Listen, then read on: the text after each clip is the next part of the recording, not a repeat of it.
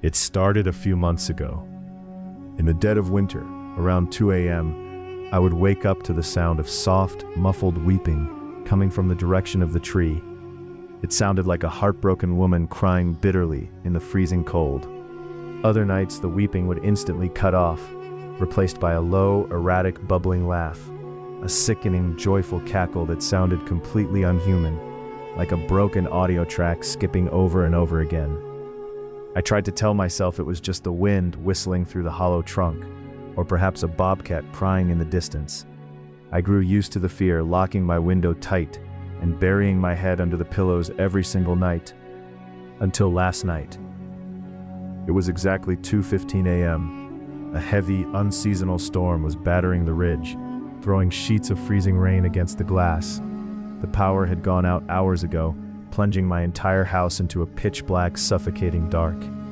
I was lying wide awake in bed, my heart thumping against my ribs, listening to the relentless roar of the storm. Suddenly, over the sound of the wind, I heard a sharp, aggressive noise right at my headboard. Clack! Something had been violently thrown against my bedroom window pane. I froze, my breath catching in my throat.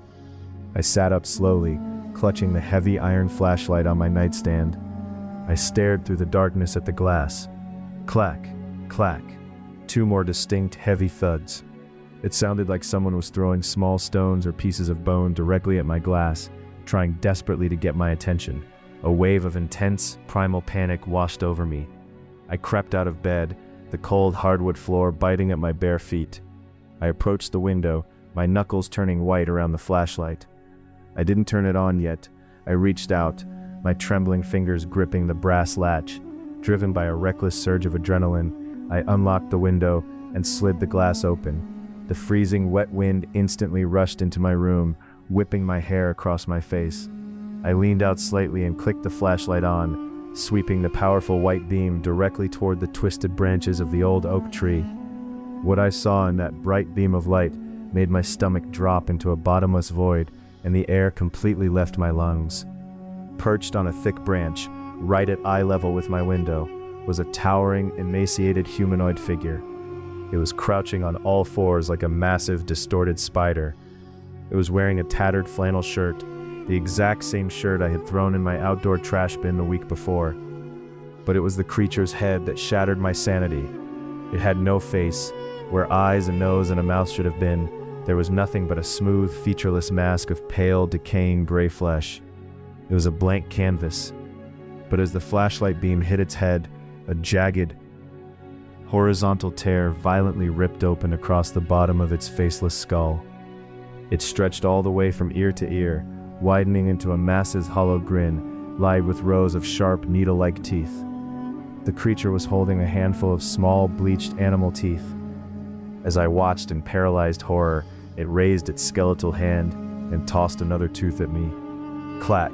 It hit my chest. Then from deep within that hollow, faceless torso, it spoke. It didn't use a monster's roar. It used a voice I knew better than anyone else's. "Leo, why did you open the window? That's a violation of quarantine." It was my own voice, a flawless, identical replica of my own vocal cords, down to the exact pitch and the frantic stutter of my breathing. The sheer, unnatural terror of seeing a faceless demon wearing my clothes and speaking with my voice was too much for my brain to process. My vision blurred, my knees buckled, and my world went completely black as I collapsed onto the bedroom floor, losing consciousness. The next thing I knew, the warm, bright morning sunlight was pouring through the open window. Birds were chirping cheerfully in the forest. I woke up gasping for air, my body covered in a cold, sticky sweat. I scrambled to my feet, shaking violently. The window was still open, the old oak tree standing perfectly still outside. I breathed a massive sigh of relief, collapsing against the wall. It was a dream, I told myself, tears of relief filling my eyes. It was just a severe sleep deprivation night terror. Determined to wash the horror away, I stumbled into my bathroom. I turned on the faucet, splashed the freezing water over my face, and grabbed a towel to dry myself off.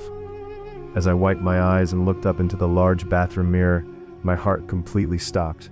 My body went entirely numb, and the towel slipped from my limp fingers, hitting the floor with a soft thud.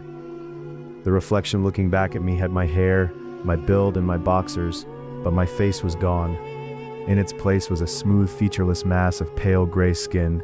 No eyes, no nose, no mouth, just a blank canvas.